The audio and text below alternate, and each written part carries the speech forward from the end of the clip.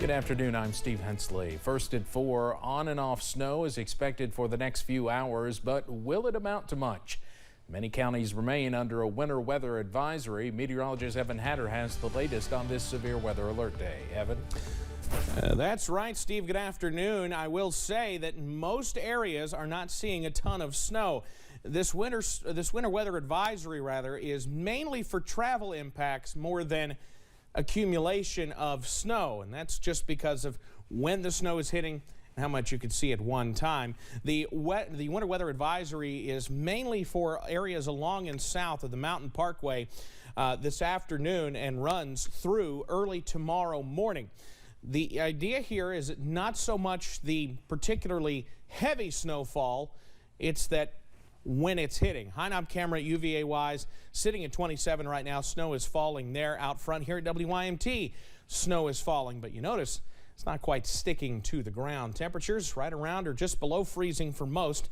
A little bit toastier, slightly anyway, in the Cumberland Valley, 34 Jacksboro and 33 in Middlesboro. This isn't particularly heavy snow, but this is what we call snow squalls. Imagine a summertime thunderstorm, but with snow. And, you know, without the thunder and lightning. That's the kind of snow we'd be seeing. It'll fly around for a little while, occasionally could get heavy and put down a ½ inch of snow, but it won't stay that way for long. And that's what we're going to be dealing with as we head through the night tonight. In fact, snow squalls big time out towards the I-65 corridor. I'll pan over and show you what I'm talking about.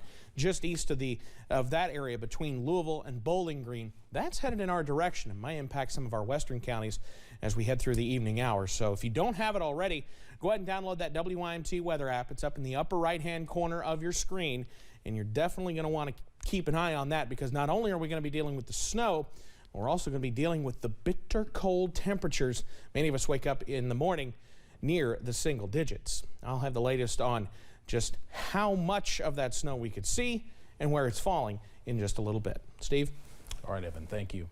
Pet owners are turning to Facebook and other social media apps to report their animals as missing. WYMT's Alyssa Williams spoke to a veterinarian and animal shelter worker on how to prevent that from happening and what steps you should take if it does happen. It's a discovery that no animal owner wants to make. You let your dog or cat outside for a brief moment just for them to never return. Dr. Danica Harvey, veterinarian at the Appalachian Animal Hospital in Hazard, says animals that are not spayed or neutered are more likely to run off because they smell a mate. Spaying or neutering your animal is a good way to keep them close by. They have even done studies that have shown that in 90% of males that it does decrease that roaming behavior when you neuter them. So it does make a difference and helps keep them a little closer at home so things don't happen to them. Dr. Harvey adds that investing in proper fencing, microchipping your animal, and keeping a close eye on them when you let them outside are just a few more ways to keep your pet safe and to help them from going missing. In Hazard, Alyssa Williams, WYMT Mountain News. Board chairman of the Kentucky River Regional Animal Shelter, Tammy Noble, says if your animal goes missing, it's important to contact your local shelter as soon as possible so they can help you get the word out. A southern Kentucky community is mourning the loss of a beloved police officer. London police officer Travis Hurley became sick with COVID-19 earlier this month. City officials tell us he died from COVID complications yesterday at a Lexington hospital. He served his community for more than 20 years. Last year, he retired as a lieutenant, but decided to come back to work as a school resource officer. His colleagues tell us he was a big family man with a strong Christian faith. We also went to church together for a brief time at one point, and so he's, he became a friend and somebody that I truly respected. Travis was just the type of guy that just loved serving his community in different capacities. London Police Department Chief Daryl Kilburn tells us Officer Hurley leaves behind a wife and a son. We will have much more about him tonight at 6. The filing deadline to run for office has passed, and Nick Wilson, a Republican, will run unopposed in Kentucky's 82nd District for state representative. Wilson, a Williamsburg native, is probably best known as winner of the CBS reality show Survivor. With 5 years experience as an attorney in public defense and prosecutor roles, he currently serves as assistant Commonwealth's attorney for Whitley and McCreary counties. The 82nd District covers all of Whitley County and parts of Laurel County, a seat held by Representative Regina Huff since 2011. To receive endorsement from the current representative who has decided to step down and retire, that was an extreme honor to me, so I'm very grateful for that. The primary election is May 17th and the general election will be November 8th. We'll have much more from Wilson on his candidacy coming up tonight at 6. While Russian troops continue to gather near the Ukrainian border, Russia's foreign minister is now declaring there will be no war.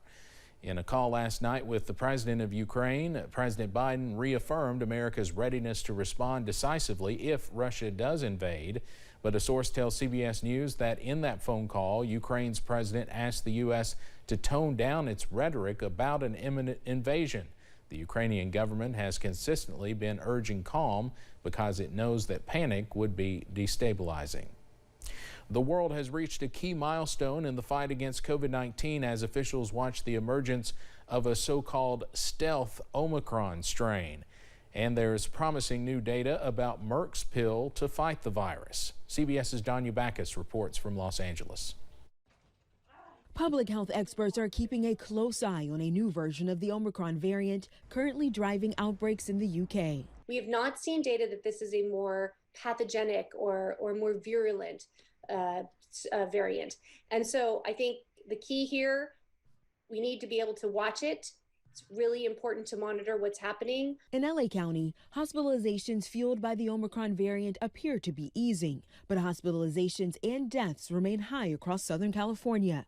Pediatricians are especially worried about children. We have 35 COVID positive inpatients in our hospital. Of that, 0 have been vaccinated prior to coming here. In Virginia, the Department of Health has reported a sharp decline in the number of people getting booster shots since the new year. The state now plans to roll out a text robocall campaign reminding those who have already gotten 2 doses to get a 3rd. We want to make sure that the public knows this is not a hoax. This is coming from the Virginia Department of Health. Nearly 2 years into the pandemic, more than 10 billion vaccine doses have been administered worldwide.